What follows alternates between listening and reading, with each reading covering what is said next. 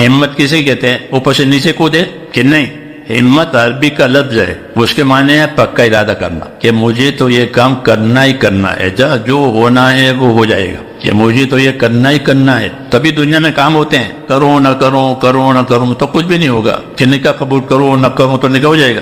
کیوں بھائی؟ حضور صلی اللہ علیہ وسلم کو اللہ نے کیا تعلیم دی ہے معلوم ہے؟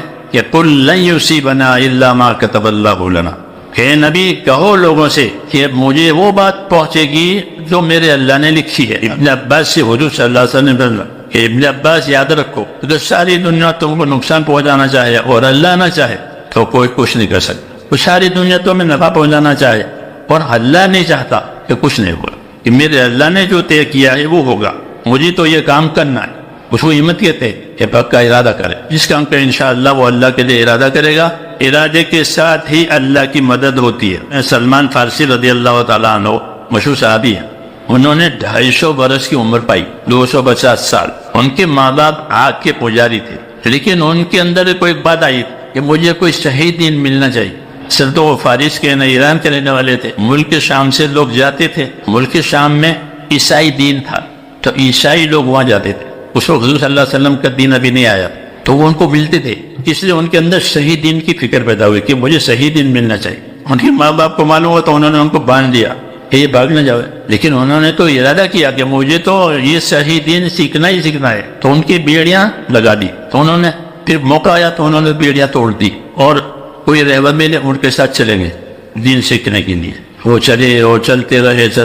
اس زمانے میں عیسیٰ علیہ السلام کا دین تھا، اس دین کے پر چلنے والے مخلص بھی تھے اور غیر مخلص بھی تھے۔ بہت سے لوگ دین کے اوپر نام پر دنیا کماتے ہیں، ہر زمانے میں ہوتا ہے ایسا، تو ایسے بھی لوگ تھے اور مخلص بھی تھے، ان کو تلاش تھی مخلصین کی، کوئی مخلص میں نہیں تو وہ جو سچا دین سکھا تو اس کے پاس رہتے تھے، اس کی صحبت میں رہتے تھے، اس سے سیکھتے تھے۔ ان کی عمر لمبی، پھر اس کے مرنے کا وقت آتا تھا تو اسے کچھ اب میں کہاں جاؤں تو بتاتا فلاں جگہ جانا، وہ مخلص ہے، باقی لوگ دکاندار ہیں، پھر ان کے پاس جاتے تھے، پھر جب اس کا وقت آتا تھا تو اسے میں کہاں جاؤں تو بتاتا فلاں جگہ جانا۔ آخر میں جو آدمی ان کو ملا سکھانے والا، اسے میں کہاں جاؤں، انہوں نے کہا اب کوئی مخلص نہیں ہے، سب دکاندار ہے، تو پھر میں کیا کروں کہ اب تم مدینے کا رخ لو، نبی آخر زمان کا زمانہ آ گیا ہے، کام کرنے والوں کے لیے مدد کی یہ بہت بڑی مثال ہے۔ اور حضور صلی اللہ علیہ وسلم نے سلمان فارسی کو اتنا بڑا شرف بخشا کہ یوں فرمایا کہ سلمان و منا اہل البیت، سلمان تو ہمارے اہل بیت میں سے ہے، ہمارے گھر کا آدمی ہے۔ کہ جب آدمی ارادہ کرتا ہے اور کسی ارادے پر وہ چلنا چاہے ہمت کر کے تو پھر اللہ تعالیٰ اس کے راستے کھولتے ہیں۔ یہ جتنے لوگ آپ جماعتوں میں دیکھتے ہیں ان سے پوچھو تو وہ بتائیں گے کیسے رکاوٹ آئی، کیسے مدد آئی۔